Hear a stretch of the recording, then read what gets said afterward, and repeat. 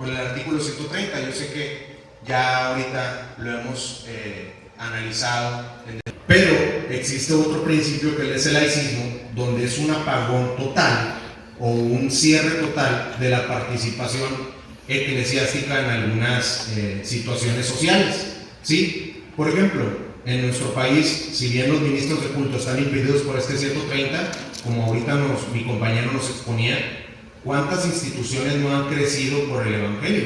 ¿Sí? Por ejemplo, la Cruz Roja, ¿sí? Por ejemplo, hospitales, casas de huérfanos, ¿sí? Y casas también de mujeres que estuvieron sometidas al maltrato, tanto por la prostitución, como también por la trata, como también por sus propios esposos, ¿verdad?, en el ejercicio de violencia. Entonces, en sí el laicismo es apagar incluso hasta en ese punto de participación al creyente y al ministro de culto. Pero bueno, en sí, referente al tema que estamos ahorita exponiendo aquí, nos vamos a la siguiente, por favor, y a la siguiente. Ahí. El artículo 130 en sí tiene 3 párrafos que competen al tema que estamos tratando aquí. Y este es el segundo párrafo, los incisos D y E, y también el tercer párrafo. Quiero hacer una breve mención de lo que nos insta estos dos primeros incisos. El inciso D, lo que nos insta es que el ministro de culto en sí no puede desempeñar cargos públicos, ¿sí?, para evitar la influencia religiosa, ¿sí?, y que ésta permee la toma de decisiones políticas y administrativas. ¿Por qué el ministro de culto no puede, según este texto, y ahorita vamos a analizar el espíritu de este texto normativo, por qué razón está impulsando a que el ministro no participe? Bueno, es por el poder de convocación que el ministro de culto tiene, mis hermanos.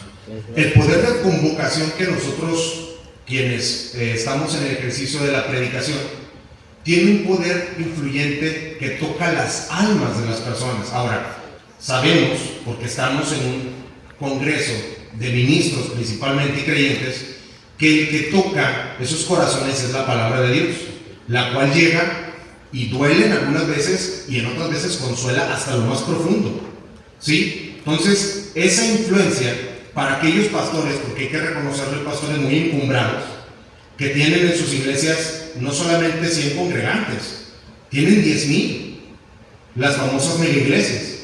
Imagínense un pastor encumbrado que se lance como político, va a influenciar, ¿sí?, en demasía, porque no solamente va a influenciar a los congregantes, sino a las familias que rodean a esos congregantes. Entonces el Estado trata con este texto normativo de hacer esa separación o esa prohibición que en sí tiene una condicionante, que es el tiempo, porque usted como ministro culto, la ley sí le permite, según el texto del 130 y en este inciso de a realizar actos, sí, o ser votado, más bien dicho, y siempre y cuando usted se separe del cargo con anticipación. Ahorita vamos a ver en qué artículo propiamente regulatorio de la ley normativa de este 130 o reguladora nos establece el tiempo según el tipo de cargo político o público que usted va a ejercer.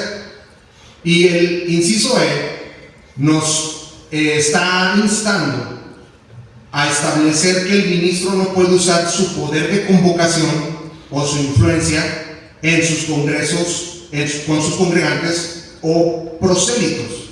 ¿Para qué? Para ejercer influencia o proselitismo político en favor de un candidato u otro. Por el mismo poder de convocación, mis hermanos. Ese mismo poder de convocación, y sobre todo, insisto, si es muy encumbrado ese pastor, si no le agrada a uno de los candidatos, va a usar el púlpito para golpetear a ese candidato. Y eso es lo que este inciso está prohibiendo, ¿sí? Pero fíjese bien, más adelante les voy a explicar a títulos personales y de lo que no está prohibido en la ley, que hay un principio, una máxima del derecho que dice que lo que no está escrito y prohibido es permitido. Y en eso es lo que les voy a dar, tómenlo a manera de consejo personal, como abogado, que me ha tocado dar distintas asesorías a asociaciones religiosas de todo tipo, testigos de Jehová, denominaciones bautistas, denominaciones presbiterianas, denominaciones pentecostales. He tenido la oportunidad de dar asesorías a asociaciones religiosas de ese tipo de denominaciones, y las que no, por nuestros principios y bases doctrinales, no los consideramos parte de nuestra fe, ¿verdad? Y orden. Y bueno, el tercer párrafo, le damos a la siguiente, por favor. El tercer párrafo de este 130, claramente lo que hace es evitar que, por dos cuestiones, la primera, que los partidos políticos utilicen símbolos, palabras o cualquier tipo de influencia que vaya a tocar a las personas. Dice ahí ese artículo que incluso símbolos que tengan que ver con alguna confesión de fe, ¿sí?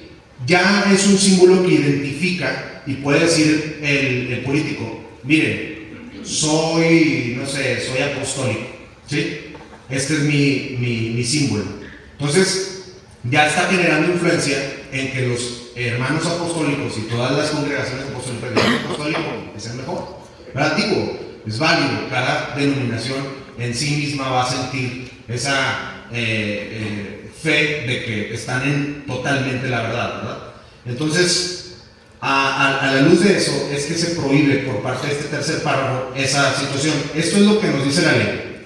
Claro que mis compañeros expusieron, y como abogado estoy de acuerdo, si una convención que está elevado al grado constitucional está estableciendo que ustedes puedan participar, por supuesto que puede haber una discrepancia o un choque de normas y se tiene que aplicar lo más benéfico para la persona. Pero yo les diría a ustedes, si la ley regulatoria sí les permite a ustedes entrar en la política con condicionantes de tiempo, pues bueno, con lo que hay, aquellos que quieran y sean gustosos de hacerlo, lo pueden hacer a la luz de esa norma, que ahorita vamos a ver. Siguiente, por favor. Siguiente. Artículo 14 de la Ley de Asociaciones Religiosas y Culto Público. Es aquí donde nos dice, mis hermanos, propiamente, que no se puede elegir para un cargo público un ministro de culto, ¿sí? Voy a tratar de ir desmembrando ciertos conceptos para que ustedes tengan el panorama un poco más completo de lo que sí no pueden hacer para ser votados. Y aquí nos dice 3 tipos de cargos públicos, ¿sí? Uno es elegido por elección popular, el otro es un cargo público de mayor jerarquía, y al último nos habla de menores jerarquías, ¿sí?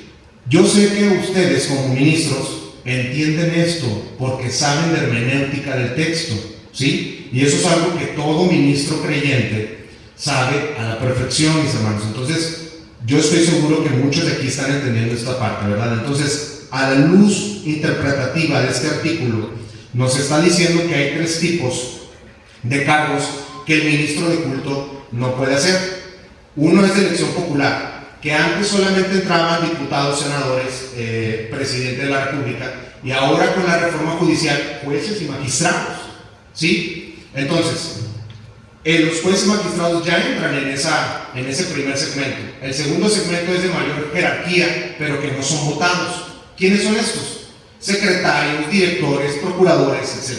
¿Sí? Posteriormente viene de menor jerarquía, servicio público, que a lo mejor es un subordinado del de mayor jerarquía, ¿sí? Entonces, estos 3 tipos de cargos públicos no los debería ejercer un ministro de culto, que siempre y cuando cumpla con la temporalidad previa. Y este mismo artículo nos dice cuándo es esa temporalidad, ¿sí? Si es votado, a partir de las votaciones, ¿sí? Si es nombrado o con nombramiento público, a partir de que empiece a ejercer el cargo, ¿sí? ¿Desde cuándo? Desde que se separa. Y aquí nos dice cómo debe ser esa separación. Y aquí entra otra cuestión, la regularización de muchas asociaciones religiosas. En México, más allá de lo que creamos nosotros, está la cultura de no estar regularizados. Existe mucho comercio informal, existen muchas locales informales que a veces sí tienen licencia de funcionamiento, ¿sí? O que no están dados de alta en el SAT, etc. Bueno, en algunas asociaciones religiosas también sucede lo mismo, en algunas iglesias.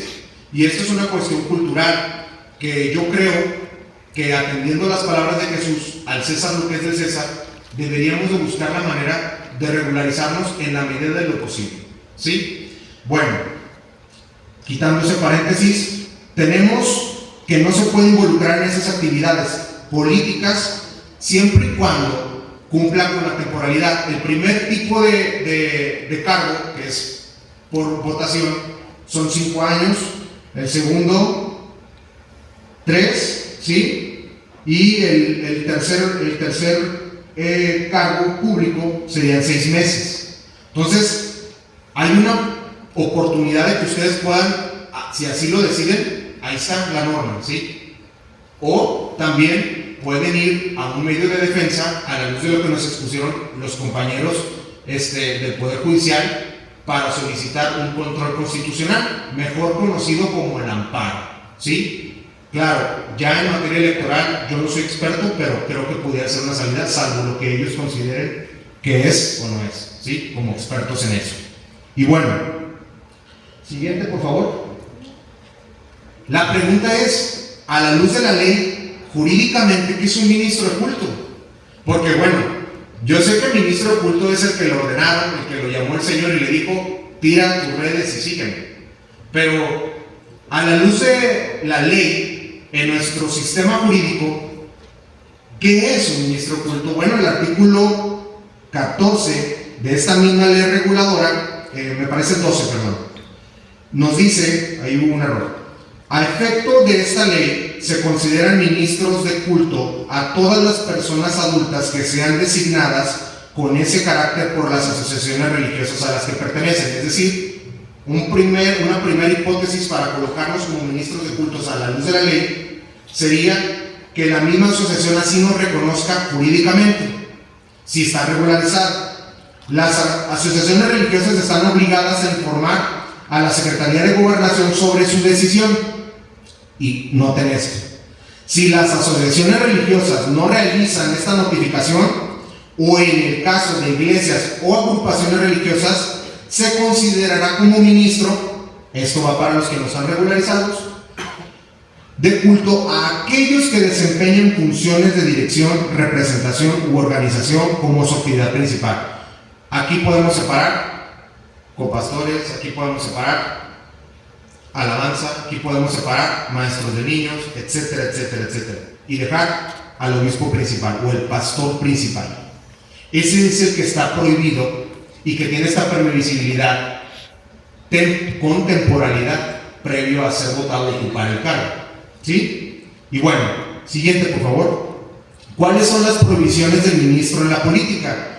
Podemos resumirlas en estas: ser votado para ocupar un puesto público con la salvedad, ¿sí?, de la temporalidad; ocupar un cargo o puesto público de elección popular de mayor jerarquía o cualquier otro tipo de puesto público, esto es en el caso de no ser votados; asociarse con fines políticos; y realizar proselitismo a favor o en contra de candidato, partido o asociación política alguna, tanto en eventos seculares como en las reuniones de culto público, ¿sí? Estas son, en general, mis hermanos, las prohibiciones legales o las prohibiciones a la luz de la ley de nuestro sistema jurídico mexicano que les prohíben a los ministros de culto ejercer participación con limitantes en la política, ¿sí? Pero bueno, no hay que dejar no hay que dejar atrás el comentario que nos hizo el magistrado en un inicio. Hay un tabú y pensamos que la política y la fe no se mezclan o no tienen una compatibilidad, y es que esto se ha formado a la luz de la cultura, ¿sí? Pero en realidad, mis hermanos, como creyentes sabemos que el Evangelio quiere correr a todas las áreas y la política no es una excepción. Pero como ministros de culto debemos entender, con el conocimiento y el llamado que tenemos, cómo filtrar la forma en la que vamos a participar y, como dijo el ponente que me antecede, instar a todas las ovejas que usted tiene pastoreando a la participación ciudadana. Yo les aseguro que más de uno de los que están aquí tiene dentro de su rebaño, o el rebaño que el Señor le dio para pastorear, personas que están en la política y que necesitan dar el ejemplo de Jesús dentro de la política, que tanto hace falta en México. Siguiente, por favor. Esta es una opinión personal como cristiano, ministro no principal y abogado. Y esto es: el ministro no tiene nada que hacer en absoluto participando o en la política como político, mis amigos.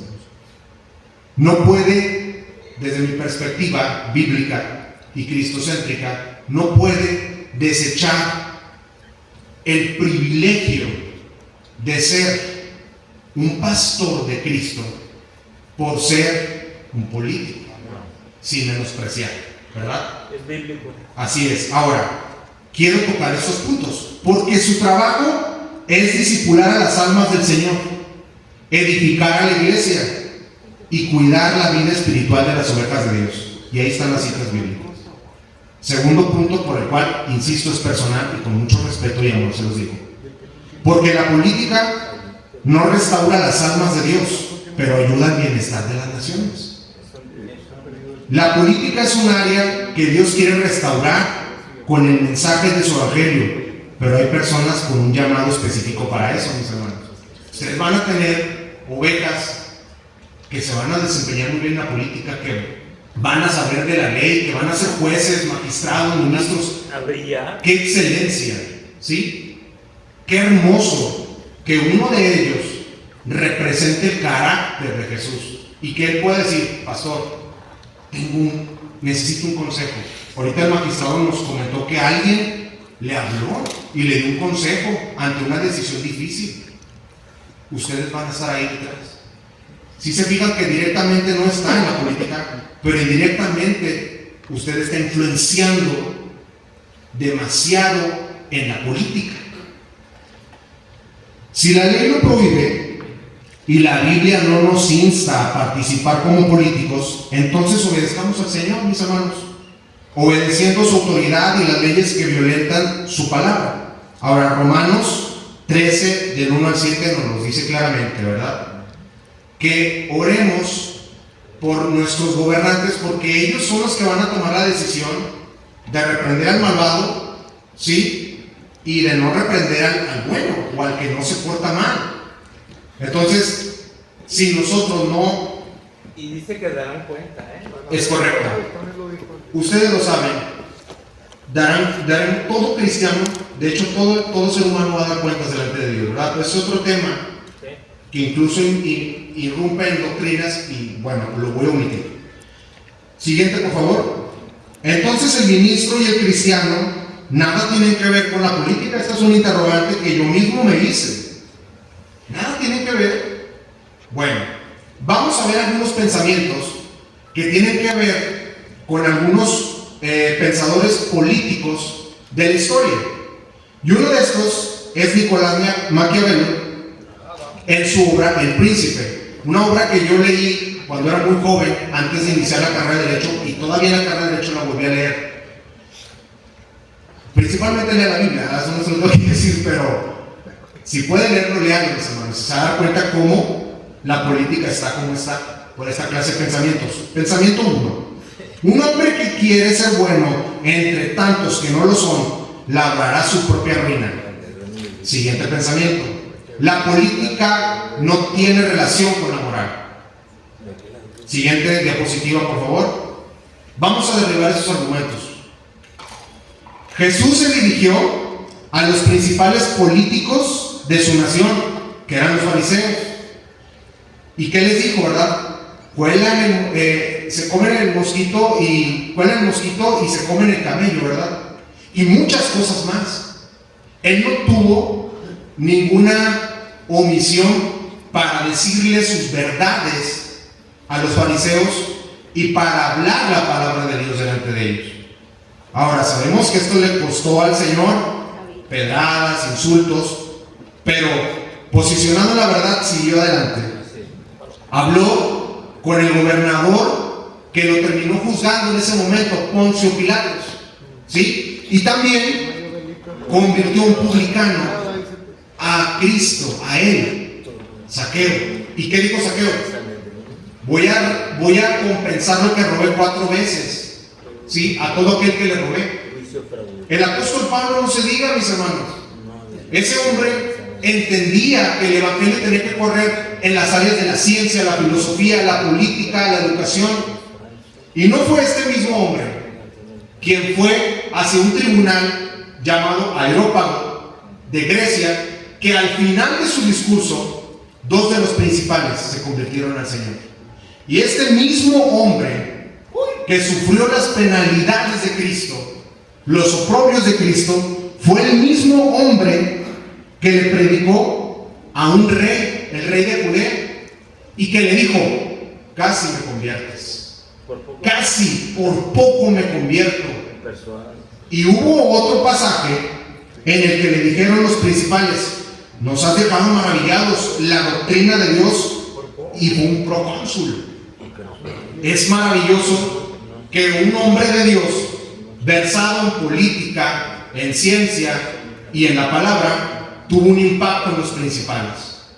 El profeta Daniel, con un llamamiento que muy seguramente muchos de sus ovejas tienen ese llamado, nos muestra que permanecer en la fe impacta a otros. Sus amigos, mis hermanos, en el horno de fuego, provocaron que ese mismo hombre que tenía el poder de cortarle la cabeza con tan solo tronar un dedo, glorificara el nombre de su Dios.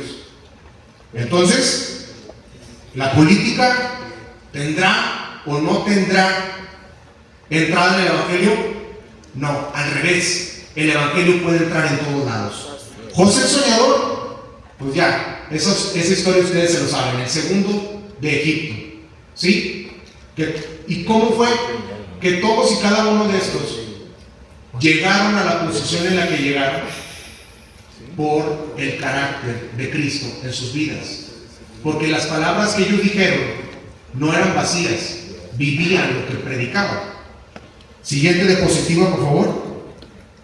Algunas razones por las que el cristiano no participa en la política, hermanos, que son tabús, me di a la tarea de investigar, tanto en Estados Unidos, sí, que es donde hacen más encuestas de este tipo, como en algunos blogs de información, que estas son algunas de las creencias de los cristianos sobre la política.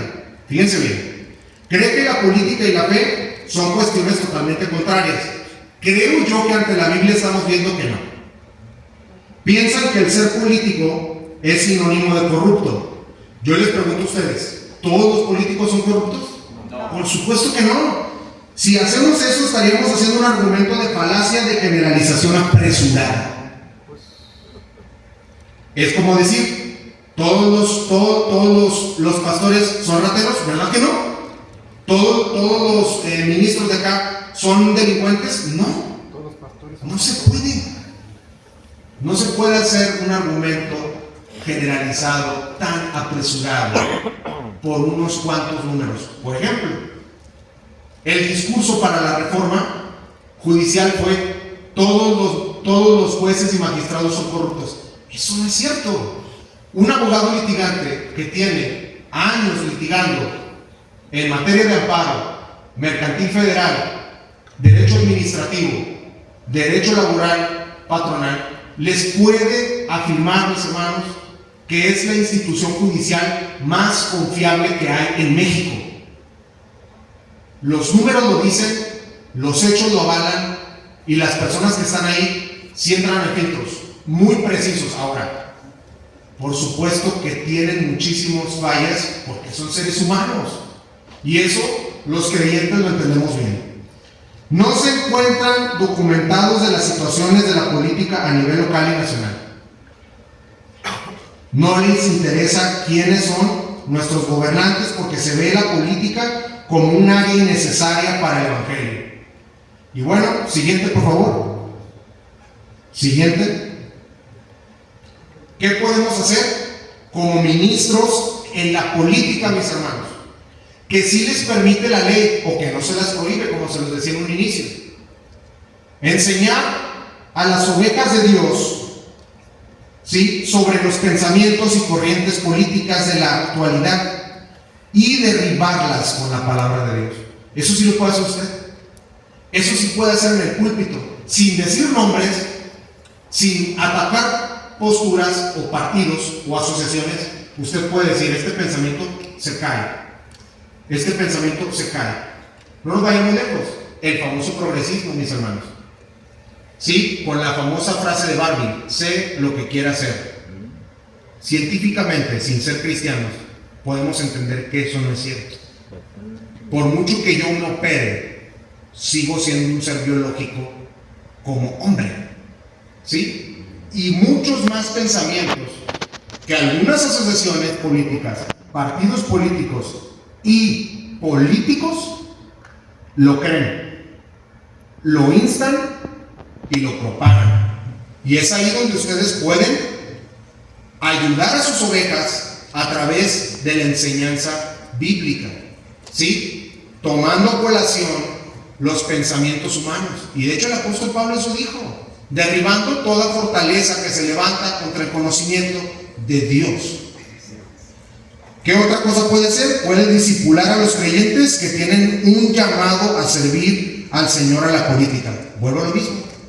Imagínense que el alcalde municipal sea un creyente de su iglesia y les diga: ¿qué hago? Me está diciendo el gobernador que si le echo una lanita por abajo de estos recursos. Y usted le va a decir: ¿qué haría Jesús? ¿Qué haría Jesús? Pero es que me van a confiar en el Señor. ¿No fue Sadrach, Mesach y Abednego quienes libraron el horno de fuego? ¿No fue Daniel quien le cerró el Señor la boca a los leones? Mis hermanos, debemos de confiar en Dios, y nuestras ovejas deben de saberlo.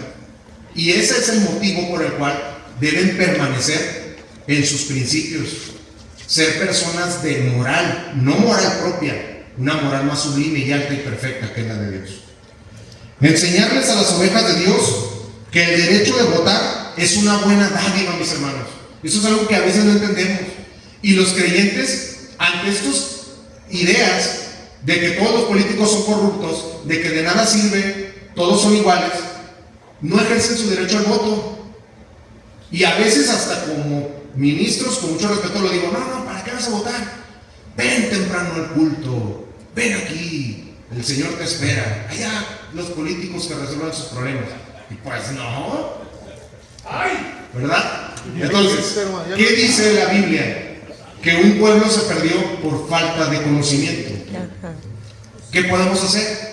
Enseñarles a nuestros hermanos que en Norcorea no pueden votar, que en Venezuela, aunque voten, de nada sirve, que en Cuba tampoco, que en Rusia tampoco, y muchos otros países, ¿sí? ¿Y qué va a pasar? Decirles a nuestras ovejas, a las ovejas del Señor, perdón, que ese derecho a votar es una dádiva que viene del cielo, porque toda buena dádiva y todo don perfecto proviene del Padre de las luces. Y es ahí donde les podemos decir: salga a votar, mi hermano.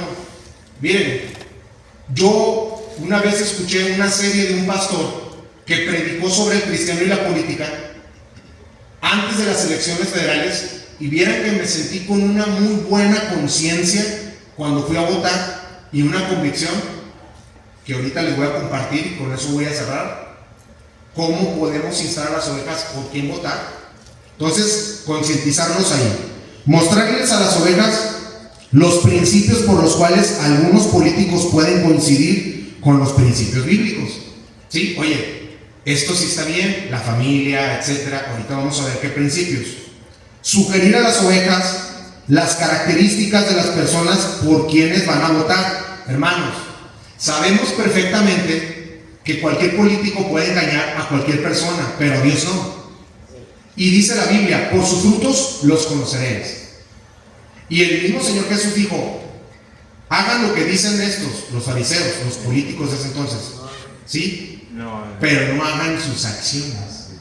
Entonces, concientizar bien a las ovejas referente al carácter de cada uno de los candidatos. Principios que, siguiente por favor, principios que el creyente debe pensar al votar. La vida, por supuesto, mis hermanos. Ya se nos expuso aquí, es lo más importante, sin vida no hay derechos. La familia. Ahorita ya la familia se desgaja como si nada. Ya cada quien puede decir, no, es que ya no soy feliz, y se acaba. Y sabemos que como creyentes el Señor nos va a pedir cuentas por nuestros hijos, por nuestra esposa, por nuestro esposo. La niñez, que tanto se está pervirtiendo, mis hermanos. La seguridad. Es imposible e inconcebible ver que malos andan como si nada, impunes. Y la Biblia nos enseña que cuando el Señor gobernaba en un gobierno teocrático, como por ejemplo el reinado de David, como por ejemplo los principios del reinado de Salomón, la justicia se ejecutaba en su mayoría. Entonces, hacer entender a nuestros hermanos creyentes que van a estar en posición de jueces, en posición de policías, en posición de militares, posición de procuradores, que la justicia debe prevalecer y se debe de sancionar al que comete un error, al que comete un delito, debe pagarlo. Es una máxima de la Biblia. Todos debemos afrontar las consecuencias de nuestras acciones. Todos. Pero sabemos que los que confiamos en Él nos ayudan a bien a veces. Si nosotros queremos ceder, ¿verdad? Y los derechos universales, no se diga también, ¿sí? Las libertades, mis hermanos, precisamente hoy estamos ejerciendo la libertad del pensamiento, la libertad del discurso, y existen otras libertades como las de publicar, ¿sí? De la imprenta. Usted puede hacer un libro donde puede plasmar los pensamientos del Señor o lo que usted ha experimentado en el Señor, y darles ese recurso a sus ovejas. Siguiente, por favor. Características que el creyente debe tomar en cuenta para votar. Lo que les decía hace rato, mis hermanos. Yo sé que usted puede decir, hey, hermano, te estás equivocando. Esos principios o esos requisitos para el obispo o el pastor son requisitos para el pastor, no para el político. Bueno, déjenme le doy un contraargumento si eso pensó en su cabeza. Si el diseño perfecto en la Biblia del matrimonio es el que el Señor nos muestra en su palabra, ¿ustedes están de acuerdo? Amén. ¿Pueden decir amén? ¿O pueden decir sí? Muy bien. ¿Están de acuerdo que el diseño de cómo educar a los hijos en la Biblia es el perfecto? Entonces, ¿por qué muchos cristianos no creemos que el diseño de liderazgo perfecto es este y que también debe ser aplicado a los políticos? Yo sé que usted me va a decir, pero no todos los políticos son creyentes. Bueno, yo le invito a que haga un ejercicio de todos estos requisitos y palomee cada candidato. ¿Sabe qué, hermano? Estos, ninguno tiene estos. Pero este tiene el 0.0000002% de este. Vamos a darle. Con lo que hay, ejerza su derecho, mi hermano, de votar. Siguiente, por favor, estoy culminando. Estos pensamientos sí me gustan, que refutan los de Maquiavelo, y aquí viene uno de nuestros compatriotas, con orgullo lo digo. Los que estudian separadamente la política y la moral no llegarán a comprender nunca la una ni la otra. John Morley. Un buen gobierno solamente puede existir cuando hay buenos ciudadanos. ¿Quién es? Francisco I. Madero. Y con esto termino. Siguiente, por favor. Hermanos, con mucho amor y respeto se los digo. Charles Spurgeon, conocido como el príncipe de los predicadores, nos pone un ejemplo sobre el cristiano y la política. Bueno, sobre el ministro de Dios y la política, más bien dicho. Que ya, creo yo que ya transmití lo que ustedes pudieran hacer con sus ovejas.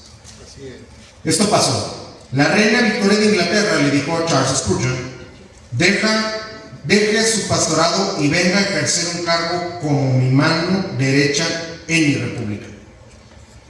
La cual él respondió: le agradezco la oportunidad que me está dando mi reina, pero no puedo bajar de puesto.